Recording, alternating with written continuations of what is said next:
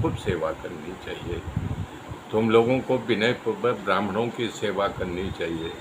ब्राह्मणों का नित्य सेवा करने से मानस के चित्त की शुद्धि होती है और उसका मन जो है भगवान के लिए लगता है। इस संसार में ब्राह्मण से बढ़कर के कोई नहीं है।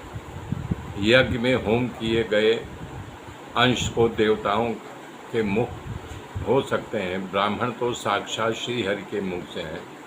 जो ब्राह्मणों की सेवा करता है समझो भगवान की सेवा कर रहा है। हे प्रजाजनों, श्रद्धा तप और सत्कार करने से ब्राह्मणों की चरण रज में जहाँ तक जीऊँ तब तक हमारे मुकुट पर ब्राह्मणों का रज पड़ता रहे। कारण कि ब्राह्मण का चरण मस्तक पर धारण करने वाला मानव तमाम पाप का तत्कालिक नाश हो जाता है। पृथुराज ने उपदेश को सुनकर के प्रजाजनों, संतों, राजर्षि, देवर्षियों सब खुश हुए और पृथु महाराज कहने लगे कि महाराज, आपको हम लोग राजा के रूप में पा करके अपने आप को धन्य मान रहे हैं कि आपके जैसे प्रजा प्रेमी और यानी धर्म का रक्षक मिलने वाला हमको राजा मिला है। तभी वहाँ संकाद ऋषियों का आगमन हुआ। सब खड़े होकर के उनका स्वागत किया। महाराज पृथु ने उनको आसन दे करके प्रणाम किया और बोले कि महामुनियों, जब आप दर्शन तो दुर्लभ है, मेरा ऐसा कौन सा पुण्य है कि जो आप बिना हमको प्रयास किए आपका दर्शन हुआ। मुझे लगता है मुझ पर ब्राह्मण भगवान शिव भगवान विष्णु प्रसन्न है। पृथु महाराज ने कहा, सनत कुमारों, हम लोगों से प्रश्न करो। कर बंधन में फंस करके दुख रूप संसार में पड़े हैं, इंद्रिय रूप सुख को भोग करके सुख मान बैठे हैं। इस संसार सागर को पार करने के लिए आपके पास कोई सरल उपाय है तो हमें बताइए। सनत कुमारों ने कहा कि हे महाराज, आप तो सब जानते हो, फिर भी आप लोक हित के कारण के लिए हमसे प्रश्न पूछा है तो सुनो।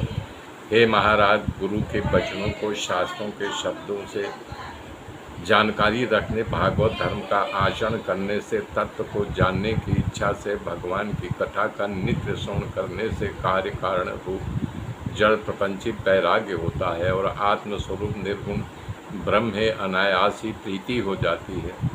इस प्रकार ज्ञान देकर के सनत कुमारों आकाश मार्ग से चले गए। प्रजाजनों ने कहा, राजा पृथु की प्रशंसा करने लगे। इसके बाद बहुत वर्षों तक पृथु महाराज ने राज किया, प्रजा को सुखी किया।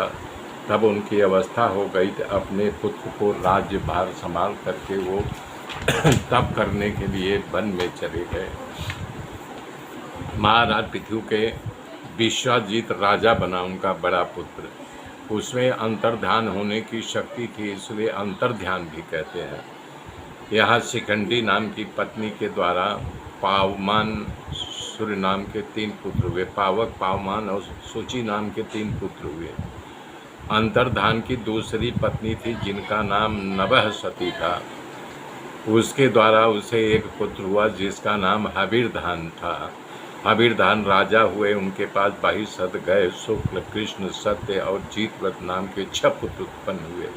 उनमें से सबसे बड़ा पुत्र बहिष्पद यज्ञ करने उत्सुक थे। तब एक के बाद एक गिना नहीं जा सकता, इतने उन्होंने यज्ञ किया।